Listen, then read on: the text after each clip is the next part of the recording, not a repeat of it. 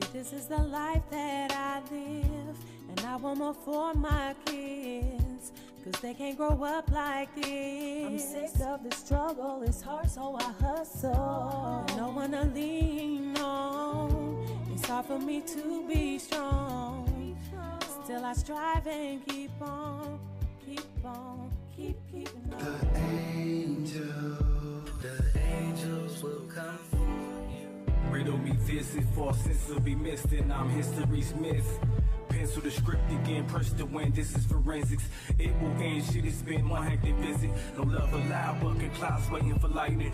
Fucking proud, cutting down ways of the trifling. Left his kids, hell, it's been something to burn for. Remember me as hell it is, Jesus the turf lord. Well, Ro was actually born here. I was born in Chicago. Ro was born here, but ended up back in Chicago. So we came here probably when we was like, I was probably like 7.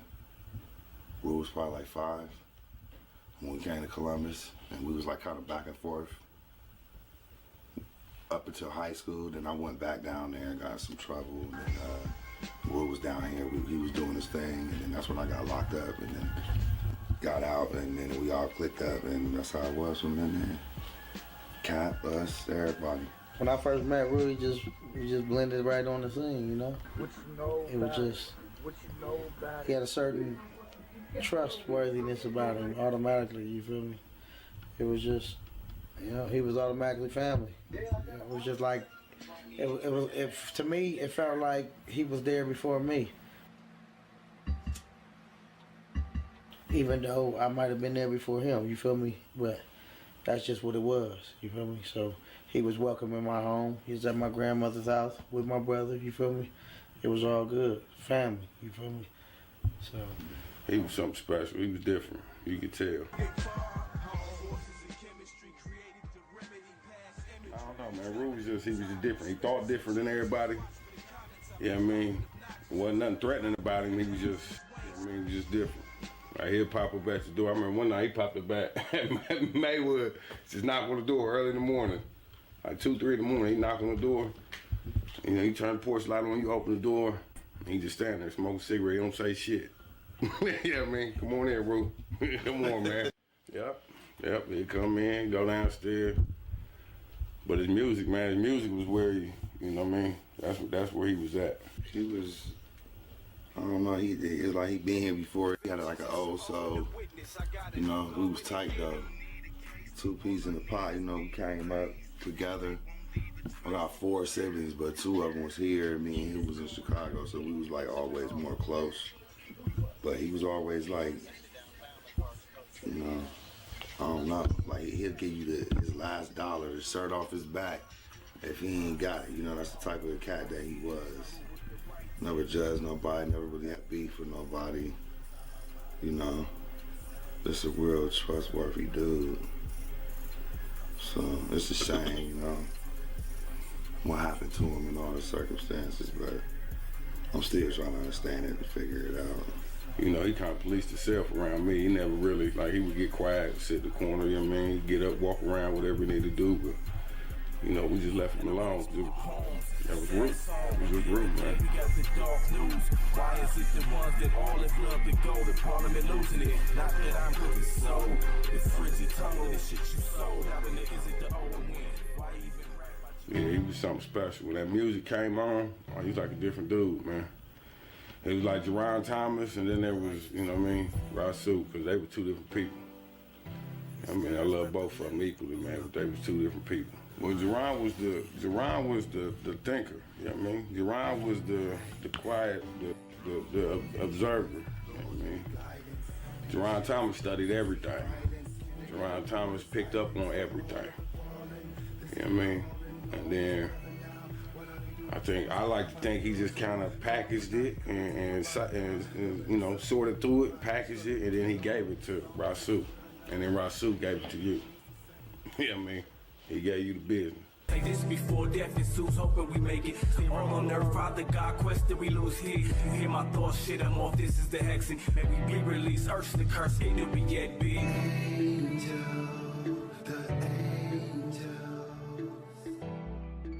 we got the late member members of the Five Heartbeats.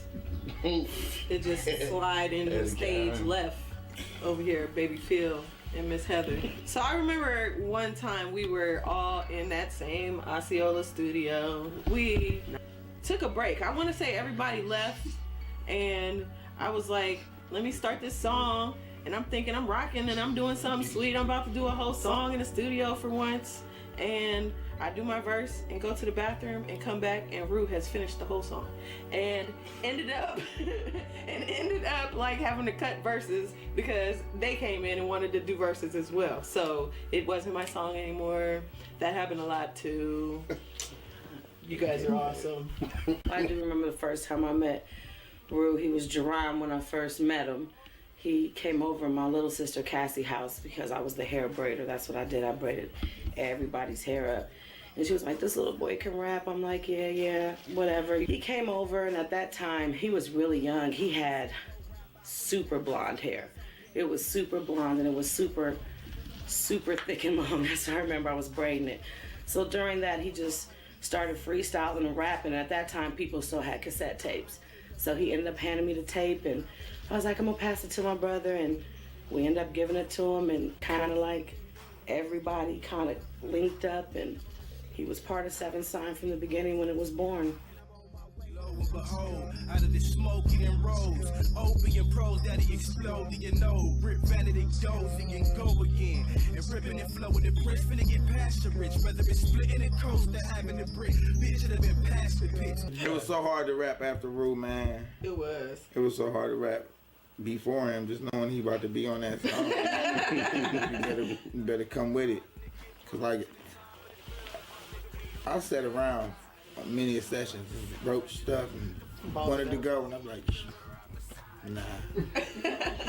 I ain't yet. I'm not yet. I waited until I felt like I was ready. Going the distance and I'm knowing the business. Moment adventures is owing the witness. I gotta go in and get him. More rhythm, get hope in the centrum. Coping and pimping, just podium stitches. Do you remember if he had hallucinations and stuff when he was younger? When they started? No. Do you know? I didn't notice it started really till after Capo. It was Thursday, June 5th, 2003. We was just chilling, man. Like, we was supposed to all link up.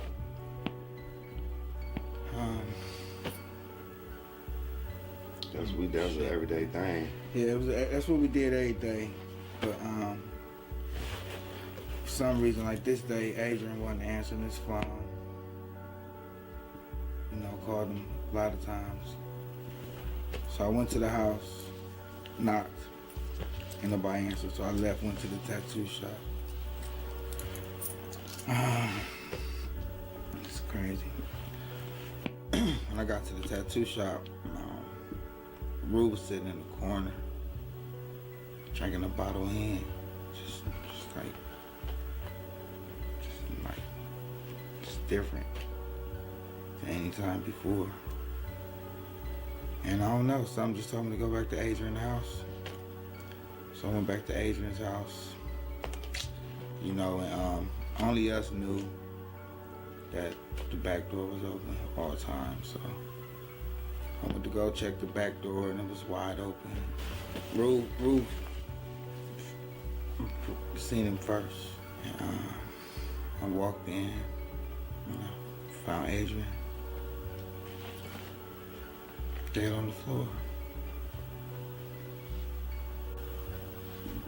After when I found him, you know, that whole situation, that's when it really started, when he started flipping out, and it just got worse and worse.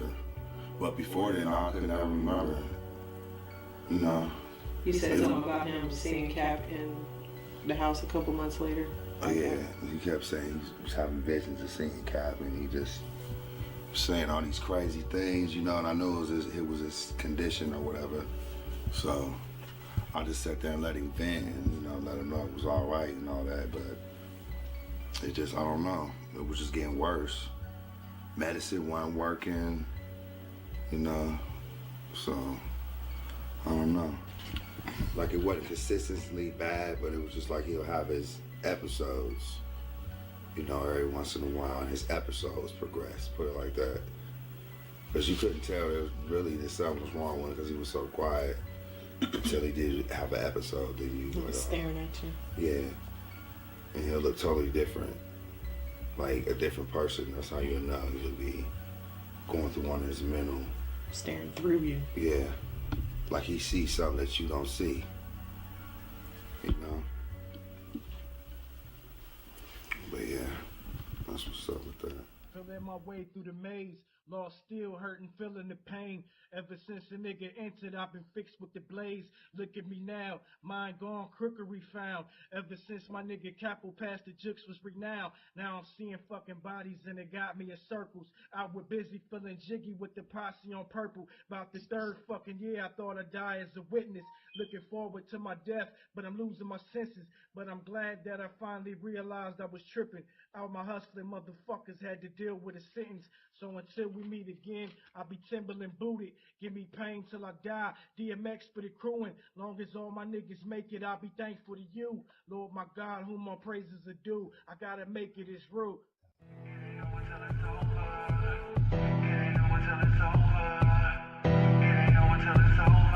The fallen, the angels will come for you now, now, now. They calling, there's nowhere to run, you can't hide, hide, hide.